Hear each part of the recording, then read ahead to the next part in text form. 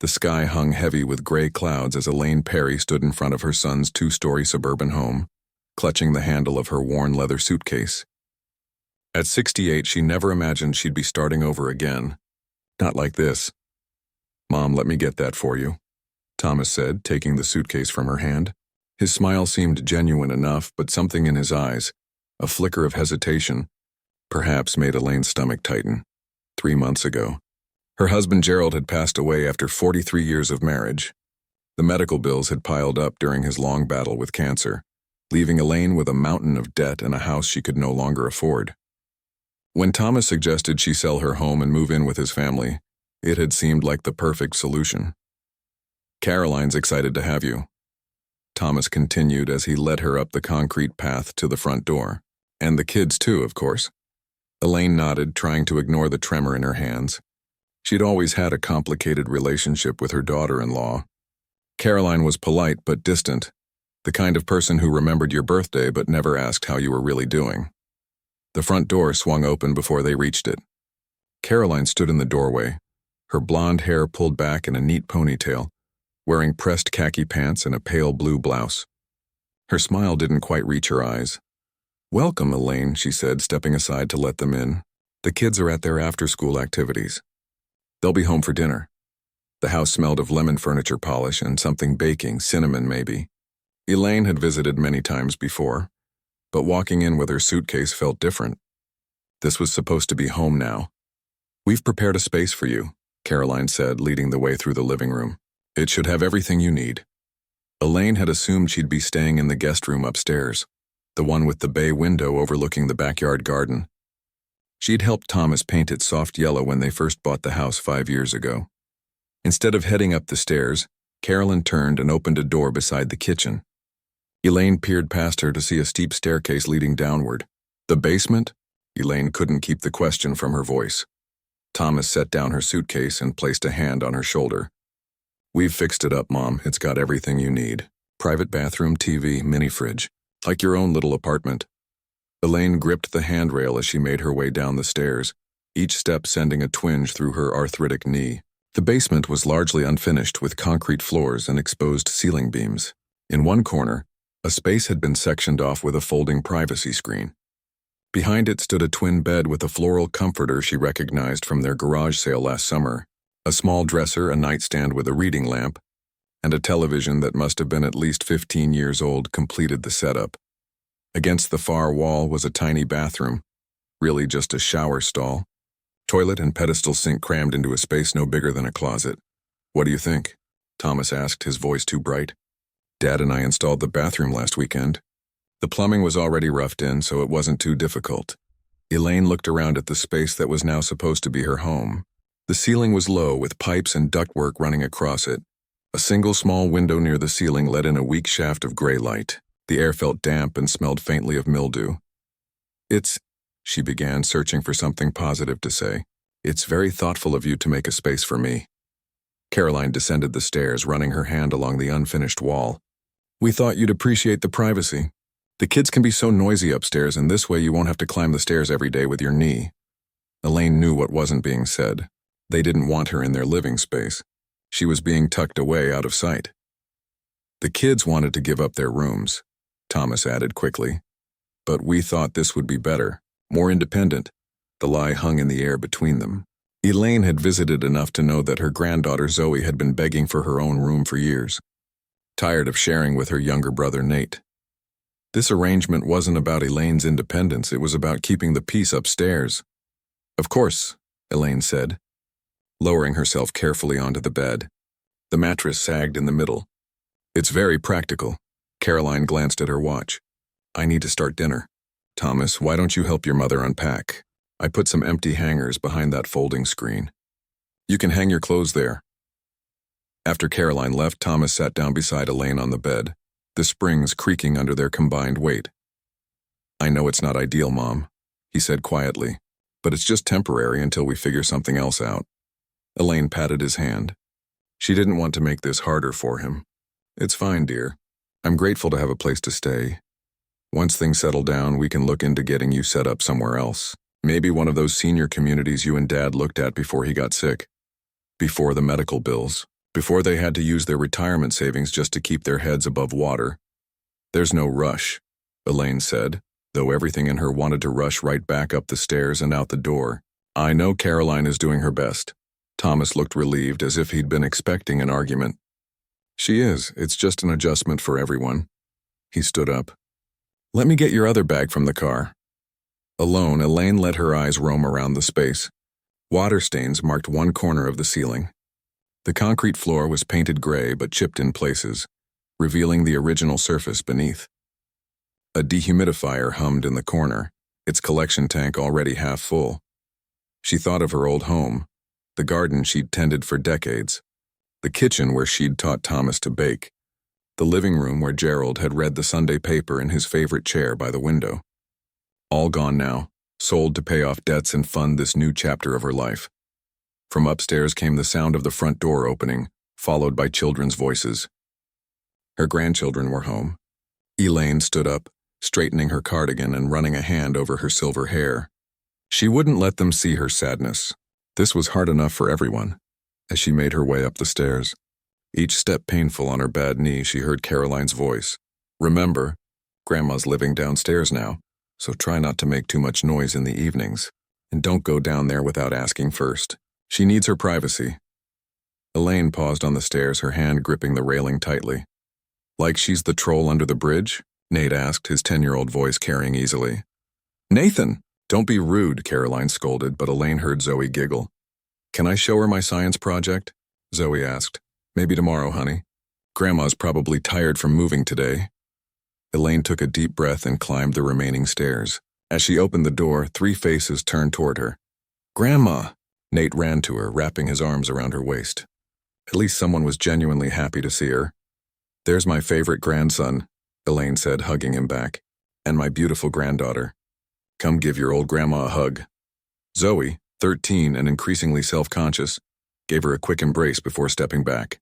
"Did you see your room?" "Dad and I put up the curtains." Elaine hadn't noticed any curtains, just a small basement window that probably showed feet walking by at sidewalk level. "It's lovely," she lied. "Thank you for helping." Caroline was at the stove, stirring something in a large pot. "Dinner will be ready in 20 minutes. Thomas, can you set the table?" Elaine moved toward the kitchen. "Can I help with anything?" "No need," Caroline said quickly. "You should rest. Get settled in." "I'm not helpless," Elaine said, trying to keep her tone light. "I've been cooking dinner for 50 years. An awkward silence fell. Thomas busied himself with the plates while the children disappeared into the living room. "Of course you're not helpless," Caroline said finally. "I just thought, well, it's your first day here, but if you want to help, you could make the salad." It was a small victory. Elaine washed her hands at the kitchen sink and set to work chopping vegetables for the salad, trying to remember that she was a guest here now. This wasn't her kitchen anymore. As the family sat down to dinner, conversation flowed around her. School projects, work anecdotes, neighborhood gossip. Elaine smiled and nodded in all the right places, but she felt like an outsider looking in through a window. "We're thinking of repainting the living room," Caroline was saying. "The beige is so boring. What color are you considering?" Elaine asked. Caroline exchanged a quick glance with Thomas. "We're not sure yet. Maybe a light gray?" "Your father and I repainted our living room a few years ago," Elaine said. "That soft green color. It made the whole room feel like spring." "I remember," Thomas said. "It was nice." Another awkward silence fell. After dinner, Elaine insisted on helping with the dishes despite Caroline's protests. As they worked side by side at the sink, Caroline loading the dishwasher while Elaine hand-washed the pots, Elaine tried to bridge the gap between them. "Thank you for opening your home to me," she said. "I know it's not easy having another person in your space." Caroline's hands paused briefly. "We're family. It's what families do." But her tone suggested obligation, not affection. Later, as Elaine made her way back down to the basement, she heard Caroline and Thomas talking in hushed voices from their bedroom. "It's just temporary," Thomas was saying, "until she gets back on her feet. And if she doesn't? Your mother is almost 70. This could be permanent. What was I supposed to do? Leave her with nowhere to go? There are other options. Senior housing, which we can't afford right now, and neither can she." Elaine continued down the stairs, not wanting to hear more. In the basement, she sat on the edge of the bed and looked around at what her life had become. The dehumidifier hummed. A spider crawled across the ceiling. She reached into her purse and pulled out a small framed photo of Gerald. His kind eyes looked back at her, crinkled at the corners from decades of laughter. "Well, Jerry," she whispered, tracing his face with her fingertip, "this isn't quite how we planned our golden years, is it?" As she prepared for bed in the tiny bathroom, Elaine caught her reflection in the mirror. She looked older somehow, the lines in her face deeper than they'd been this morning. But in her eyes she saw something else, a spark of the determination that had carried her through every other challenge in her life. 1 month, she promised her reflection.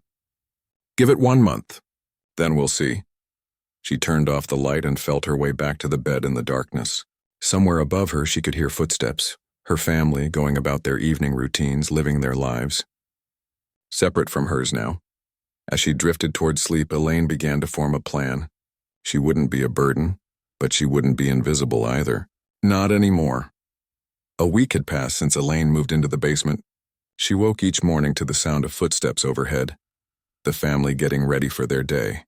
The tiny window near the ceiling cast a rectangle of light that moved across the concrete floor as the hours passed. Her only reliable way to track time down here. Getting up was the first challenge of the day. The old mattress did her arthritis no favors, and the basement's dampness seemed to seep into her bones during the night. Elaine sat on the edge of the bed, massaging her knee before reaching for the bottle of pain relievers she kept on the nightstand. After dressing, she faced the second challenge, the stairs.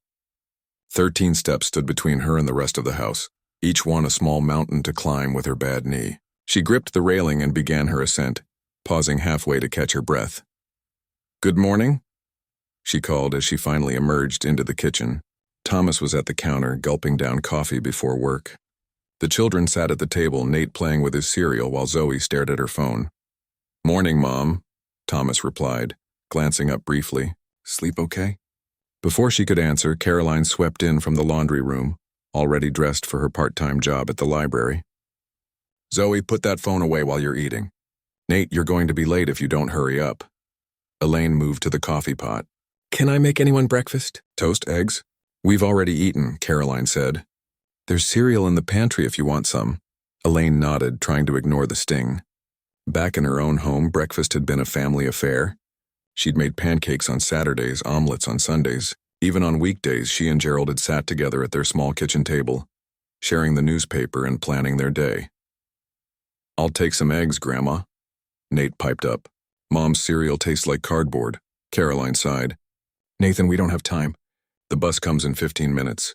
I can make them quickly," Elaine offered. "Scrambled eggs only take a few minutes." Caroline checked her watch. "Fine, but make it fast. And don't forget to clean up afterward." The small victory warmed Elaine as she cracked eggs into a bowl. At least someone wanted her cooking. "Can you make mine with cheese?" Nate asked, suddenly animated. "Of course, sweetheart." Elaine smiled at her grandson. "That's how your dad liked them when he was your age, too." As she whisked the eggs, Elaine noticed Zoe watching her over her phone. "Would you like some too, Zoe?" she asked. The teenager hesitated, then nodded. "Yeah, okay. Thanks, Grandma." By the time Thomas and Caroline had rushed out the door with hurried goodbyes, Elaine had served both children steaming plates of fluffy scrambled eggs. For a brief moment, the kitchen felt like a home again. "These are way better than cereal," Nate declared through a mouthful of eggs. "Don't tell Mom that," Zoe said, but she was smiling too. After the children left for school, silence fell over the house. Elaine washed the breakfast dishes and wiped down the counters, careful to leave no trace of her cooking. She'd learned quickly that Caroline had particular ways she liked things done in her kitchen. With the family gone, Elaine began her daily inspection of the basement. Last night's rainstorm had left a small puddle in the corner again, despite the dehumidifier running constantly. She sopped it up with old towels, then checked the ceiling where water stains were spreading like tea spilled on a tablecloth. Upstairs, she found a bucket under the sink to catch the drips if it rained again tonight. As she carried it downstairs, her knee buckled on the 5th step. She caught herself on the railing, but the bucket clattered down to the concrete floor below. Elaine lowered herself to sit on the step, breathing hard, waiting for the pain to subside. This basement would be the death of her. The dampness was making her arthritis worse. The stairs were treacherous, and the moldy smell couldn't be good for her lungs. Once the pain eased, she made her way down the remaining steps and retrieved the bucket. Back in her room, she placed it under the worst of the leaks and then sat heavily on the bed. Something had to change. She couldn't live like this. Elaine reached for her purse and pulled out a small notebook and pen. At the top of a fresh page, she wrote the date, then began documenting everything. The leaking ceiling, the damp floor, the inadequate bathroom, the dangerous stairs. She noted how long it took for the basement to warm up in the morning, too long, and how quickly it cooled at night, too quickly. Next, she took out her cell phone, a gift from Gerald before he passed, though she rarely used it. Opening the camera app, she took photos of the water stains, the cracked concrete, the makeshift sleeping area behind the folding screen. Evidence. The rest of the morning passed slowly. Elaine tried watching TV, but reception was poor in the basement, and the old set only picked up a few channels clearly. She tried reading, but the lighting was dim even with her bedside lamp on. Eventually, she made her way upstairs again, determined to be useful. She dusted the living room, careful not to move any of Caroline's precisely arranged decorative items. She folded a basket of laundry she found in the dryer. She even started preparing dinner, a hearty stew that had been Thomas's favorite as a child. When the front door opened at 3:30, Elaine was peeling potatoes at the kitchen sink. Nate burst in, backpack swinging wildly. "Grandma, you're up here," he exclaimed as if she'd performed a magic trick. "I am indeed," she smiled. "How was school?" "Boring, except for science. We're growing bacteria in petri dishes. That sounds fascinating. Maybe you could show me sometime." "Yeah, I could bring one home. We could grow some in the basement." "It's perfect, dark and damp, just like the bacteria like it." Elaine's smile faltered. "Is that what your teacher said? Bacteria like dark, damp places?" Nate nodded vigorously. "Yep, mold too. She says that's why bathrooms get all that black stuff if you don't clean them enough." Elaine made a mental note to add this to her documentation. Even a 10-year-old knew the basement conditions were unhealthy. Zoe arrived home next, dropping her backpack by the door. "Something smells good," she said, sniffing the air. "Your grandmother's making stew," Elaine explained. "An old family recipe." Zoe approached the counter. "Can I help?" For the next hour, Elaine and her grandchildren worked together in the kitchen. She taught Zoe how to make dumplings to go with the stew, while Nate set the table, not quite correctly, but with enthusiasm. It was nearly 5:30 when Caroline returned from work. She stopped short in the kitchen doorway, taking in the scene. Elaine at the stove, the children helping the table set for dinner.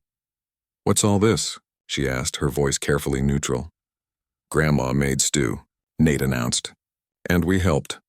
"I hope you don't mind," Elaine said. "I thought it would be nice to have dinner ready when everyone got home." Caroline set her purse down slowly. "No, That's fine. It smells good." When Thomas arrived home 30 minutes later, the family sat down to eat. The stew was a hit, even Caroline had seconds. For a brief while, the conversation flowed naturally, with the children sharing stories from school and Thomas talking about a project at work. "This reminds me of Sundays at your house when I was growing up," Thomas said to Elaine, spooning up the last of his stew. "You always made enough food for an army." "Your father had a healthy appetite," Elaine replied, warmed by the memory. "And you weren't far behind." "Well, this was delicious, Mom, thank you." For a moment, Elaine felt truly seen and appreciated, but the feeling faded as quickly as it had come. "Caroline and I have that neighborhood association meeting tonight," Thomas said, checking his watch. "We should get going soon." "I forgot about that," Caroline frowned. "Who's going to watch the kids?" "I'd be happy to," Elaine offered. "We could play a board game or watch a movie." Caroline and Thomas exchanged glances. "That would be great, Mom, thanks," Thomas said. "It shouldn't run later than 9. As Thomas and Caroline prepared to leave, Elaine overheard Caroline whispering to Zoe in the hallway. "Remember, don't go down to the basement with Grandma, and make sure she turns off all the lights before she goes downstairs for the night." Elaine's hands trembled slightly as she cleared the dinner dishes. She was being treated like a guest, and not a particularly welcome one at that. No, worse than a guest. More like a servant who needed to be managed. After the dishes were done, Elaine suggested a board game. They settled on an old Monopoly set Thomas had brought down from the attic. Dad said this was his when he was a kid, Nate said, examining the weathered box. That's right. Elaine nodded. Your grandfather gave it to him for his 10th birthday. We used to play every Friday night. As they played, Elaine watched her grandchildren's faces in the warm living room light. These moments were why she had agreed to move in, to be close to family, to be part of their lives. But at what cost to her dignity? When the front door opened at 9:15, Elaine was just helping Nate count his Monopoly money. The game board took up the coffee table with property cards and colorful money scattered around. Looks like you're having fun, Thomas said, hanging up his coat. Grandma's winning, Zoe complained good-naturedly. She owns all the railroads. It's getting late, Caroline said, checking her watch. School tomorrow.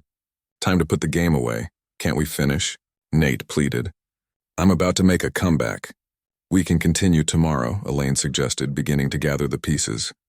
Actually, Caroline said, tomorrow we're having my book club over.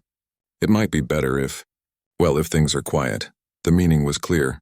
Elaine should stay in the basement. Later, as Elaine made her way down the stairs to her underground room, she felt a weight pressing on her chest that had nothing to do with her age or health. It was the heaviness of being unwanted, of being hidden away. She sat on her bed and took out her notebook again, recording the day's events while they were fresh in her mind. Then she pulled out her phone and opened the voice memo app, another feature Gerald had shown her before he passed. Day 7 in the basement, she spoke softly. The ceiling leaked again after last night's rain. Nate mentioned his science teacher says dark, damp places are perfect for growing bacteria and mold. She continued documenting everything, her voice steady despite the emotion building inside her.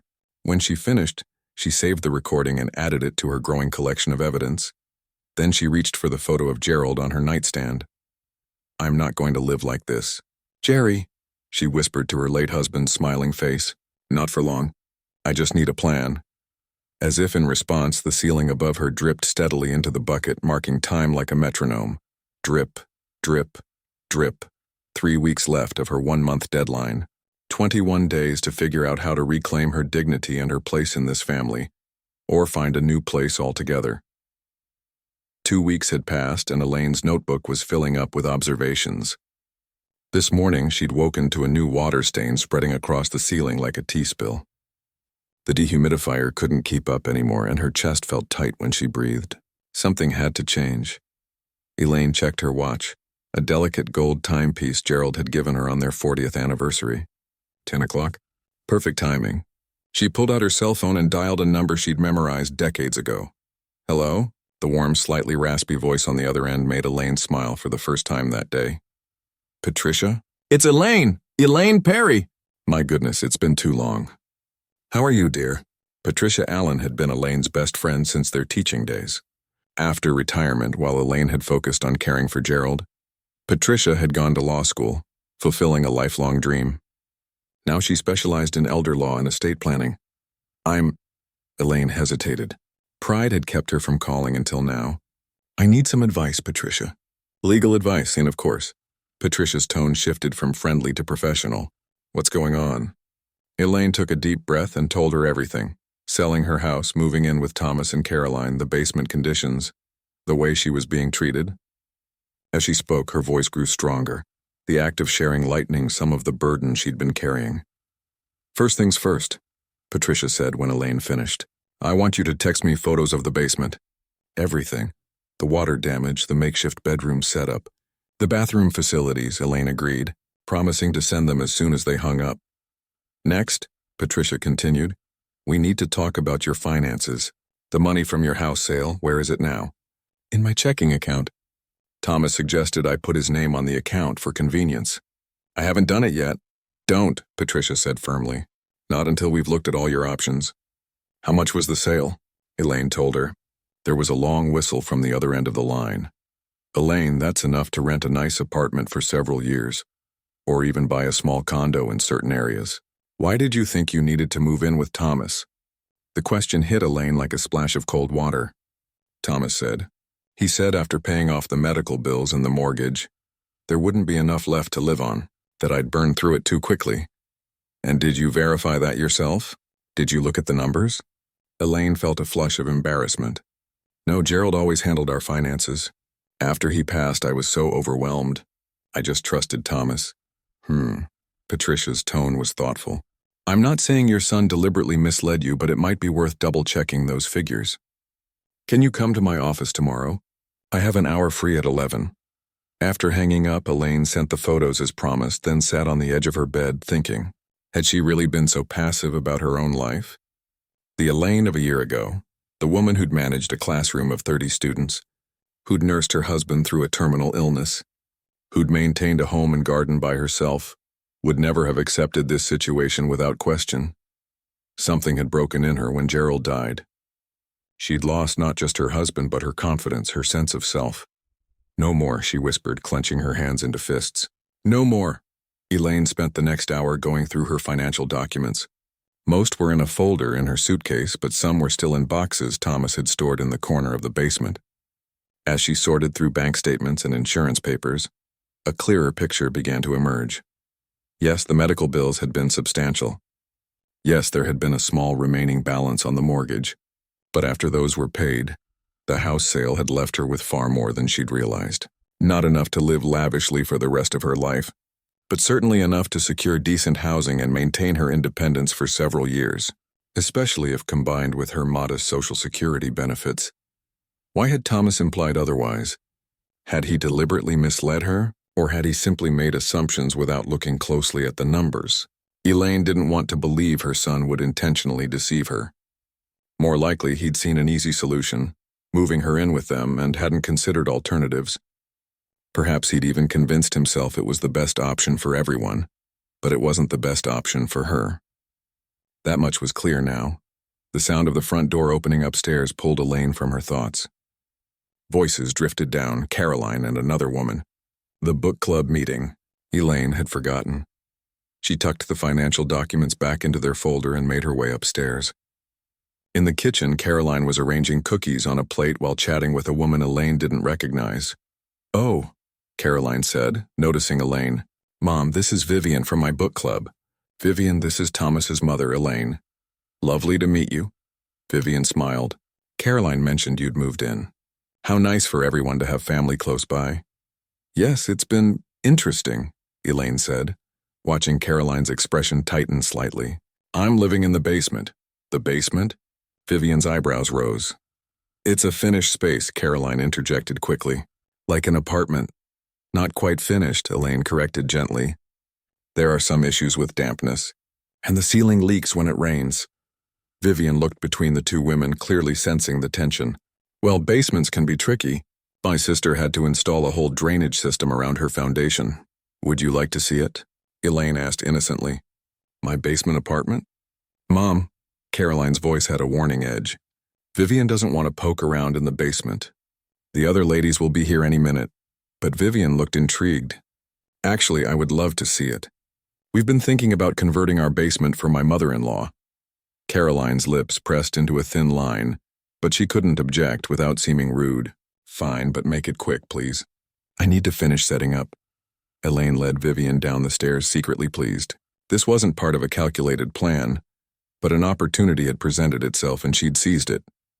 Oh my, Vivian said as they reached the bottom of the stairs. Her eyes traveled from the water stains on the ceiling to the bucket catching drips, to the folding screen that barely concealed the twin bed. This is not what I expected. It's not what I expected either, Elaine said quietly. And you've been living down here? How long? 2 weeks now. Thomas says it's temporary, but Vivian shook her head. This isn't right, Elaine. These conditions, they're not healthy. That ceiling leak could be causing mold. And those stairs would be dangerous for anyone, let alone someone with old knees like mine? Elaine supplied with a small smile. I was going to say someone with a need for safety, but yes. Vivian touched Elaine's arm. Have you talked to Thomas about this? He knows the conditions aren't ideal. But Caroline... Elaine trailed off, not wanting to speak ill of her daughter-in-law to a virtual stranger. Say no more. Vivian nodded. I understand. Caroline is particular about her home. They made their way back upstairs to find several more women had arrived. Caroline shot Elaine a look that clearly said, make yourself scarce. I'll be in my room, Elaine said loudly enough for everyone to hear. Down in the basement. If anyone needs me, just yell down the stairs. As she descended again, she heard one of the women ask, "Did she say she's living in the basement?" Small victories, Elaine thought. The next day, Elaine told Thomas she had a doctor's appointment and needed to borrow the car. It wasn't entirely a lie. She did plan to discuss her health concerns with her doctor, but that appointment wasn't until next week. Today, she was meeting Patricia. Patricia's law office was small but elegant, occupying the first floor of a converted Victorian house downtown. As Elaine settled into a comfortable chair across from her old friend, she felt a surge of gratitude for this connection to her past life, a life where she'd been respected and valued. "I looked at those photos you sent," Patricia began, her reading glasses perched on the end of her nose as she reviewed a file, "and I have concerns. Legally speaking, those living conditions might not meet basic habitability standards, even for a family member." "What does that mean?" Elaine asked.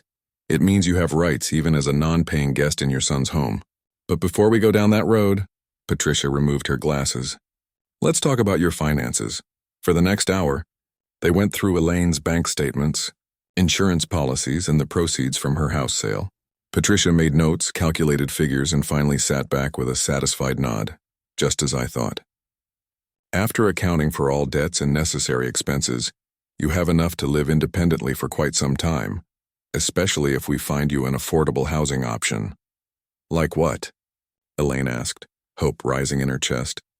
"There's a new senior living community just outside town, Oakwood Gardens. Not a nursing home," Patricia added quickly, seeing Elaine's expression. "Independent apartments with some shared amenities. Gerald and I actually looked at it before he got sick. And I could afford it? Based on these numbers, yes. Comfortably for several years at least. And they have financial assistance programs for when your savings start to run low." Elaine felt a weight lifting from her shoulders. "I had no idea. That's why I'm here," Patricia smiled. "Now I've taken the liberty of setting up a tour for tomorrow if you're interested." "I am," Elaine said firmly. "Very interested." "Good." In the meantime, Patricia handed her a business card. "This is Beth Wong. She's a financial advisor who specializes in helping seniors. I'd like you to meet with her to discuss protecting your assets and setting up a sustainable budget." As Elaine left Patricia's office, she felt something she hadn't experienced since before Gerald's illness: hope. And something else, a spark of the confidence that had defined her before grief had dimmed her light. That evening, as the family gathered for dinner, Elaine observed them with new eyes. Thomas, distracted by work concerns, barely looking up from his plate. Caroline, efficiently managing the household but missing the warmth that turns a house into a home. The children, caught in the middle, loving their grandmother but taking cues from their parents about how to treat her. "I made an appointment with Dr. Levine for next Tuesday," Elaine announced casually as she passed the salad bowl to Zoe. "Oh?" Thomas looked up. "Is everything okay?" "Just a checkup," Elaine said. "But I've been having some breathing issues. I think it might be the dampness in the basement." Caroline and Thomas exchanged glances. "We could get a stronger dehumidifier," Thomas offered. "That might help." Elaine nodded. "Though Dr. Goldberg, you remember her, my friend from teaching, who became an attorney? She thinks the conditions down there might actually violate housing codes." The table went silent. Even Nate stopped fidgeting with his fork. "Housing codes?" Caroline repeated, her voice tight. "But you're family, not a tenant." "That's what I thought too," Elaine said, keeping her tone conversational. "But apparently there are minimum standards for habitability that apply regardless of the relationship, especially when the person has been contributing to household expenses." It was true. Elaine had insisted on giving Thomas money each month for room and board, despite his initial protests. "Mom, if you're unhappy with the arrangement," Thomas began. "I'm not blaming anyone," Elaine interrupted gently. "I know this was meant to be temporary. I'm just thinking it might be time to look at other options." "What other options?" Carolyn asked, a hint of suspicion in her voice. "I've been doing some research," Elaine said. "There are several senior living communities in the area that might suit me better. I'm touring one tomorrow, actually. But can you afford that?" Thomas frowned. "After the medical bills and everything?" "That's the interesting thing." Elaine met her son's gaze steadily. I've been reviewing my finances with some professional help, and it turns out I'm in better shape than I thought. The house sale left me with enough to live independently for quite some time. Thomas's expression was unreadable. Had he known this all along? Or had he simply failed to do the math? Well, that's great, Mom, he said finally. But there's no rush. You can stay here as long as you need to. Thank you, dear, Elaine smiled. But I think it might be best for everyone if I find my own place. Soon. As she helped clear the dishes after dinner, Elaine caught Caroline watching her with a thoughtful expression. The dynamic had shifted subtly but unmistakably. For the first time since moving in, Elaine wasn't just a problem to be managed or an obligation to be fulfilled. She was a woman with options, and that changed everything. Oakwood Gardens was nothing like the dreary nursing home Elaine had imagined. The main building featured a bright lobby with comfortable seating areas, large windows that let in natural light, and fresh flowers on the reception desk. The tour guide, a cheerful woman named Dorothy, led Elaine through a community dining room, an activity center, and a small library before showing her one of the available apartments. This is our one-bedroom unit, Dorothy explained, opening the door to a space that, while modest in size, felt like a palace compared to the basement. Full kitchen, private bathroom with grab bars and an emergency call button.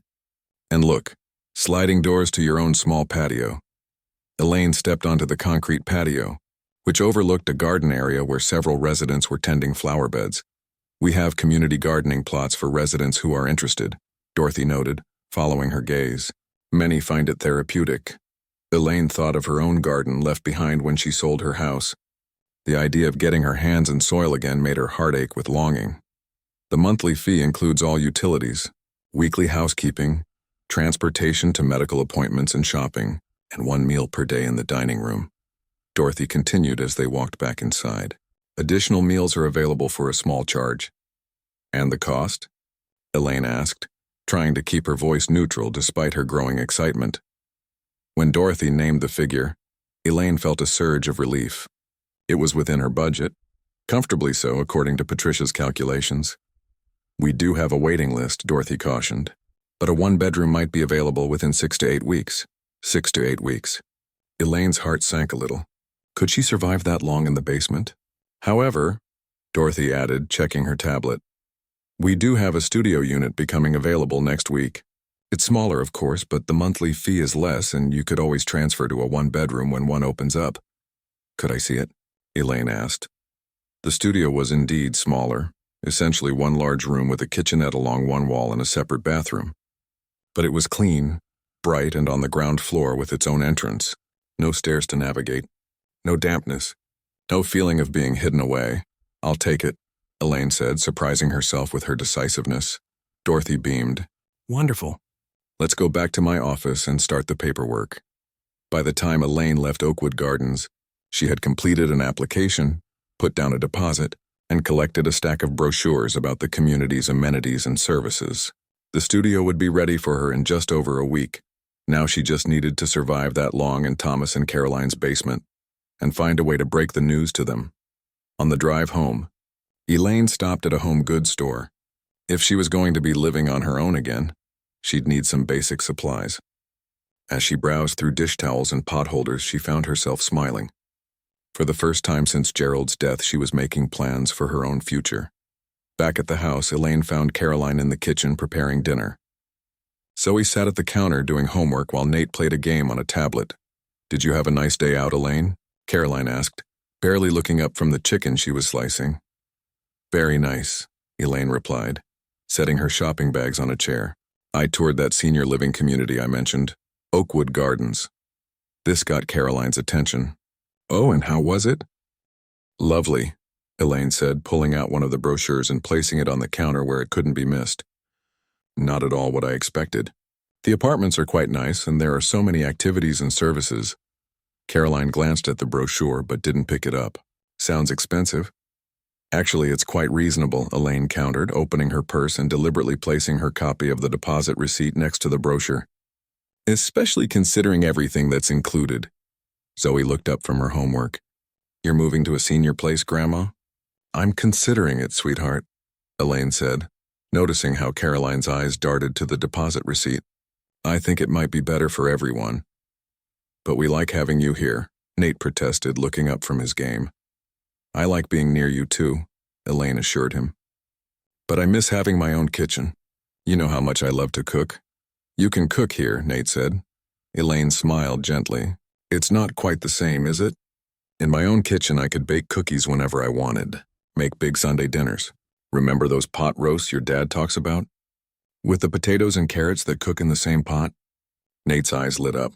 Thomas must have told him about those meals. Exactly. But it's hard to cook like that when I'm just a guest in someone else's kitchen, Elaine said, carefully avoiding looking at Caroline. You could use our kitchen more, Zoe suggested, earning a sharp look from her mother. That's very sweet. Elaine patted her granddaughter's hand. But I think I need my own space, especially now that I know I can afford it. She touched the deposit receipt meaningfully. Caroline's knife paused mid-slice. You've already put down a deposit? Just to hold the studio apartment, Elaine explained.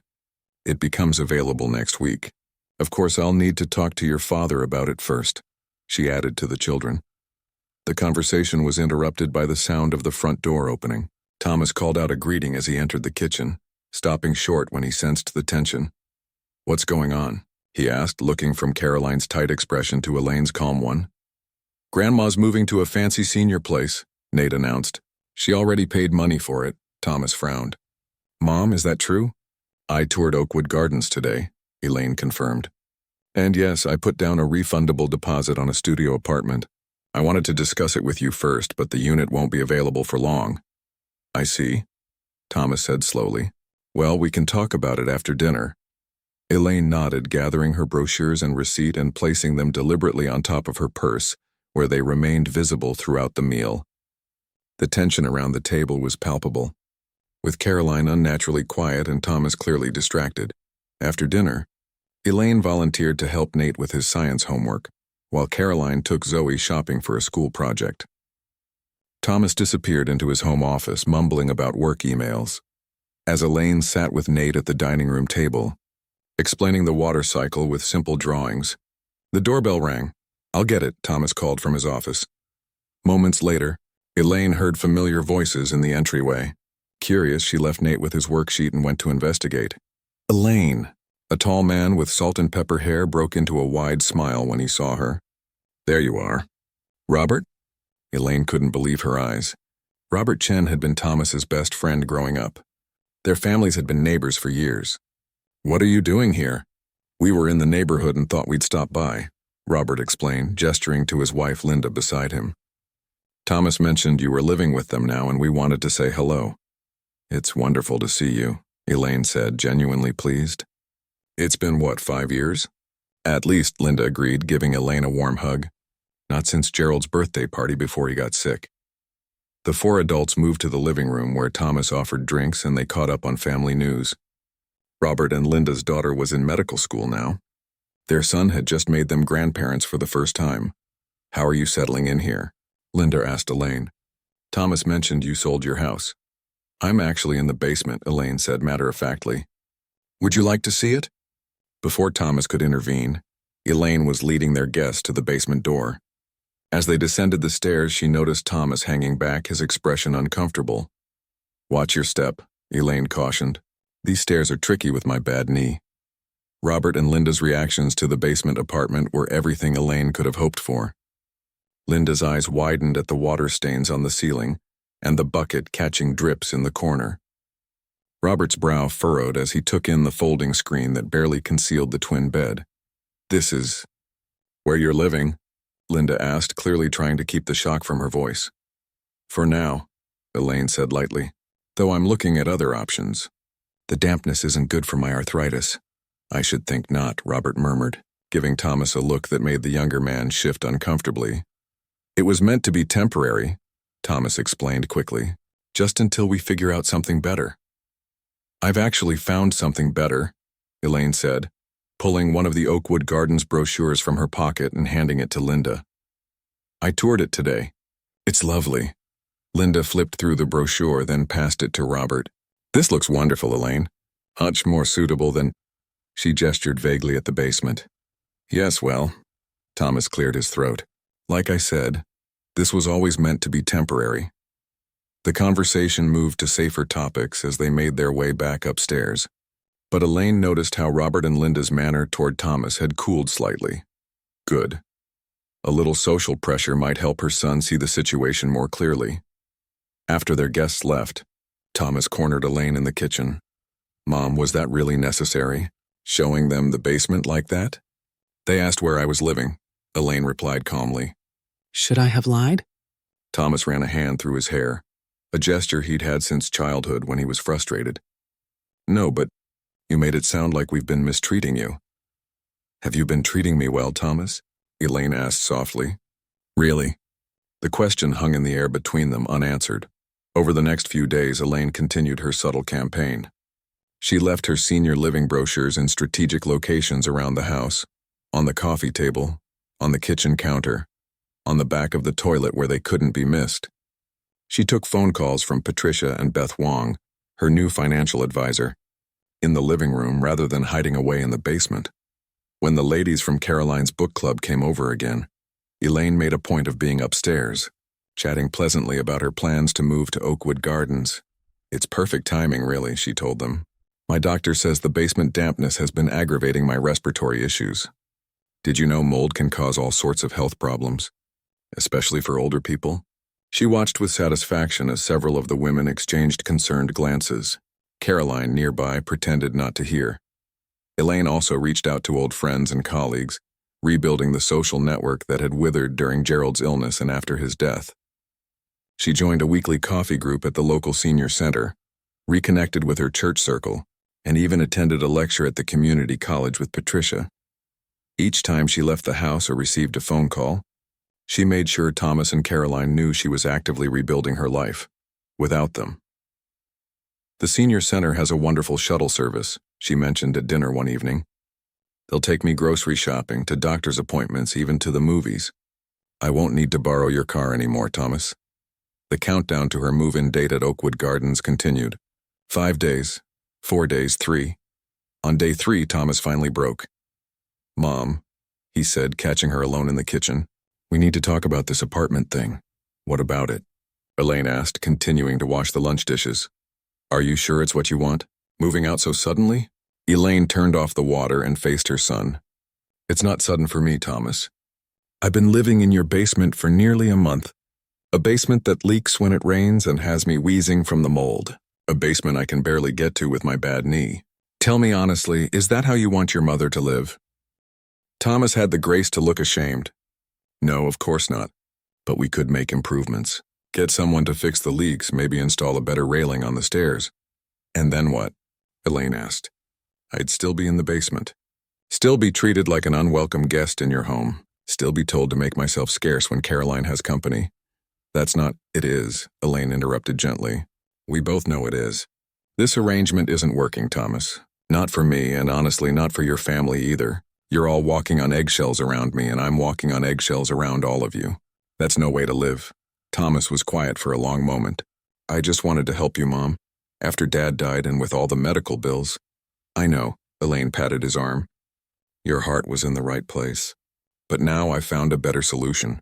One that gives me my independence back and gives your family their home back." "So you're really doing this? Moving to Oakwood Gardens?" "Yes," Elaine said firmly. "In 3 days. And I could use your help with the move if you're willing." Thomas nodded slowly. "Of course. Whatever you need." As he left the kitchen, Elaine felt a weight lifting from her shoulders. The confrontation she'd been dreading hadn't been a confrontation at all.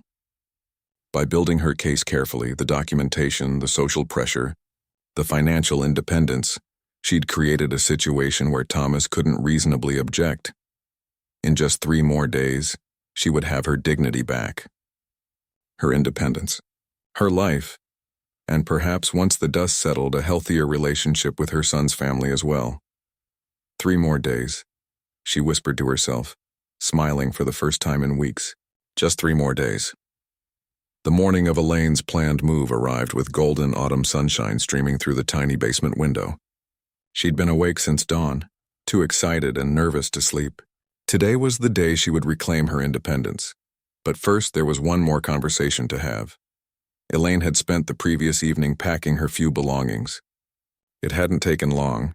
She'd sold or given away most of her possessions when she sold the house, bringing only clothes, personal items, and a few treasured mementos to Thomas and Caroline's home. Now those items were neatly packed in the same suitcases she'd arrived with just 1 month ago. 1 month. It felt like both a lifetime and the blink of an eye. Upstairs, she could hear the family's morning routine unfolding. Shower running, cabinets opening and closing, Nate complaining about something while Caroline urged him to hurry up. Elaine took her time getting dressed, choosing a light blue blouse that Gerald had always said brought out her eyes and her good slacks. Today was an important day. She wanted to look her best. By the time she made her way up the basement stairs, Thomas had left for work, and Caroline was rushing the children through breakfast. Morning. Caroline nodded briskly, pouring coffee into a travel mug. There's cereal if you want some. Thank you, but I thought we might all have breakfast together tomorrow, Elaine said. My treat. At that pancake place the children like. Caroline paused, coffee pot in midair. Tomorrow? But aren't you? I thought today was your moving day. It is, Elaine confirmed, but I hoped we could have a proper goodbye. As a family. Something flickered across Caroline's face. Guilt, perhaps, or relief. I'll have to check our schedule. I want pancakes, Nate declared, milk dribbling down his chin. Me too, Zoe added. Can we, Mom, please? Caroline sighed. I'll talk to your father. No promises. After the children left for school and Caroline departed for her part-time job at the library, Elaine had the house to herself. She spent the morning making one final sweep of the basement, ensuring she hadn't forgotten anything. Then she called Patricia. Today's the day, her friend said warmly. How are you feeling? Nervous, Elaine admitted. But ready. Are you still able to come over this afternoon? Absolutely. I'll be there at 3 as planned, and Beth will meet us at Oakwood around 4 to finalize the financial arrangements. Thank you, Patricia. For everything. That's what friends are for, dear. See you at 3. Elaine spent the rest of the morning preparing. She laid out all her documentation on the dining room table, her notebook full of observations, the photos of the basement conditions, her medical records showing the impact of the damp environment on her health, and her financial paperwork, demonstrating her ability to live independently. Next, she wrote a letter to Thomas and Caroline. Not an angry letter, but a clear one explaining her feelings and her decision. She wanted there to be no misunderstandings. No room for them to claim they hadn't known how she felt or what she'd experienced. Around noon, she prepared a simple lunch and ate it at the kitchen table, savoring the quiet of the house. As she washed her dishes, she realized she wouldn't miss this place. Not the basement, certainly, but not the house either. It had never felt like home. At 2 o'clock, she called a local cab company and arranged for a pickup at 3:30. Patricia would be there to help her with the logistics, but Elaine wanted to have her own transportation as a backup. No more depending on others for her basic needs. The sound of a car in the driveway pulled her from her thoughts. Glancing at the clock, she saw it was only 2:30. Too early for Patricia. Curious, she peered out the front window. Thomas was home. Hours before his usual return time, Elaine took a deep breath. She hadn't expected to have this conversation without Caroline present, but perhaps it was better this way. Thomas had always been more reasonable when his wife wasn't around to influence him. Mom? Thomas called as he entered the house. Are you here? In the kitchen, Elaine replied, straightening her shoulders. Thomas appeared in the doorway, his tie loosened and his expression troubled. I took the afternoon off. Thought you might need help with your things. That's thoughtful, Elaine said. Patricia's coming at 3 to help as well, and I've called a cab for 3:30. A cab? Thomas frowned. I can drive you, Mom, I know you can. But I wanted to make my own arrangements. It's important to me to handle things myself from now on. Thomas nodded slowly, his eyes taking in the paperwork spread across the dining table. What's all this? Evidence, Elaine said simply. Please sit down. We need to talk before I go. Something in her tone must have registered because Thomas sat without argument. Elaine took the seat across from him, gathering her courage. I've written you and Caroline a letter, she began, sliding the envelope across the table. It explains everything in detail. But I wanted to tell you directly as well. Tell me what? Thomas asked warily. Why I can't stay here. Why the basement arrangement was never going to work. Elaine gestured to the documents. I've kept careful records of the conditions down there. The water damage, the mold, the inadequate facilities.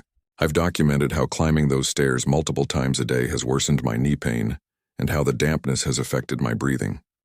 Thomas shifted uncomfortably.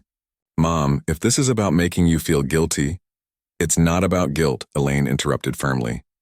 It's about respect. And safety. And dignity.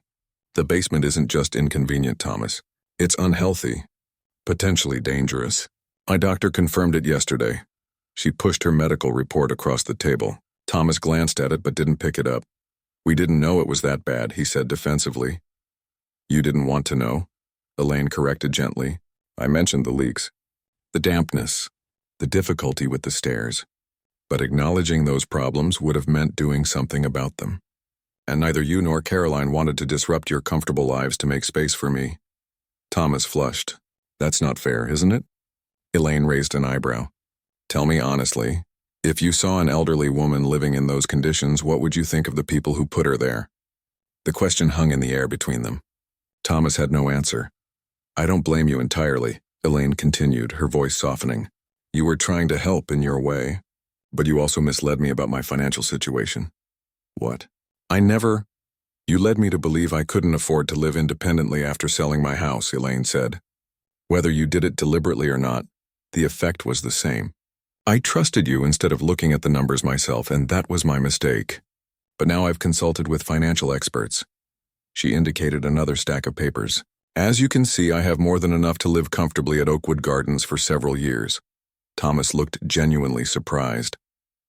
I thought after the medical bills and the mortgage, so did I, Elaine nodded. Because that's what you told me. But the house sold for more than expected, and the medical insurance covered more than we anticipated. The fact is, I don't need to live in your basement. I can afford my own place. A proper place. The sound of another car pulling into the driveway interrupted their conversation. Patricia had arrived. That's Patricia, Elaine said, standing up. She's going to help me with the legal aspects of my move. Legal aspects? Thomas echoed, alarm creeping into his voice. Mom, what are you talking about? Elaine sighed. I didn't want it to come to this, but you should know that the basement arrangement could potentially be seen as elder abuse. Elder abuse? Thomas stood up so quickly his chair nearly toppled. That's ridiculous. We were helping you. By putting me in a moldy basement with dangerous stairs and inadequate facilities. Elaine kept her voice calm. By hiding me away when company came. By limiting my access to the kitchen and the rest of the house. Patricia says we could make a strong case. You're threatening to sue us? Your own family? I'm not threatening anything, Elaine said. I'm simply explaining the reality of the situation. I don't want to take legal action, Thomas.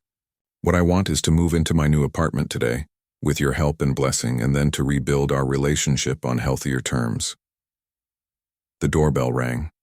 Thomas stared at his mother, a mix of emotions playing across his face. You'd better get that, Elaine said gently. Thomas moved woodenly to answer the door. Elaine could hear him greeting Patricia, his voice strained but polite. When they returned to the dining room, Patricia took in the scene with a quick, assessing glance. Everything okay here? She asked Elaine. We're just talking, Elaine assured her. Thomas is processing some information. I see you've shared your documentation, Patricia observed, noting the papers spread across the table. Good. Transparency is important in these situations. Thomas looked from Elaine to Patricia and back again. So what happens now? Now, Elaine said, you have a choice. You and Caroline can help me move to Oakwood Gardens and support my decision to live independently. We can work on building a healthier relationship with regular visits and family gatherings in my new space. Or— She hesitated. Or you can fight it, Patricia finished for her, in which case we're prepared to take certain legal steps to protect Elaine's rights and well-being. Thomas ran a hand through his hair, a gesture so reminiscent of his childhood that Elaine felt a pang of tenderness despite everything. I don't want to fight, he said finally. Of course I'll help you move. And of course we'll visit. You're my mother. Relief washed over Elaine. Thank you, Thomas. That means a lot to me. The cab arrived as they were loading Elaine's suitcases into Thomas's car. Elaine canceled it, choosing to ride with her son instead. As they drove to Oakwood Gardens, the tension between them gradually eased. This place really is nice, Thomas admitted, as they pulled into the landscaped entrance. Much better than our basement. Elaine smiled. It's not about better or worse. It's about what's right for me at this stage of my life. I need my independence, Thomas, my dignity. I understand that now, he said quietly. I'm sorry we didn't make you feel welcome in our home. And I'm sorry I had to be so forceful to make you see, Elaine replied. But sometimes that's what it takes. The move-in process went smoothly. Beth Wong met them as planned and helped Elaine finalize the financial arrangements. By evening, Elaine was settled in her small but bright studio apartment. Her few possessions arranged just how she liked them. Thomas stayed until everything was unpacked, then hesitated at the door. Will you be okay here by yourself? I'll be fine, Elaine assured him. Better than fine, happy. The kids really want to have breakfast tomorrow, he said. That pancake place you mentioned. If you're still up for it. I'd love that, Elaine smiled. And Thomas? Tell Caroline I'd like her to come too. This isn't about choosing sides. It's about finding an arrangement that works for everyone. After Thomas left, Elaine sat in her new armchair by the window, watching the sunset paint the sky in shades of pink and gold. For the first time in months, she felt truly at peace. On the small table beside her chair sat the photo of Gerald that had kept her company in the basement. She picked it up, tracing his familiar features with her fingertip. Well, Jerry, she whispered, I did it. It wasn't easy and it wasn't pretty, but I stood up for myself, just like you always said I could. She could almost hear his reply. That's my girl. Outside her window, residents strolled along garden paths in the evening light. Tomorrow she would join them. Tomorrow she would begin exploring her new community, making new friends, creating a new life for herself. But tonight, in this moment, it was enough to simply breathe the clean, dry air of her own space and know that she had reclaimed not just her independence, but her voice. 1 month in a basement had taught Elaine Perry that she was stronger than she knew. And that was a lesson worth learning, no matter how difficult the classroom had been.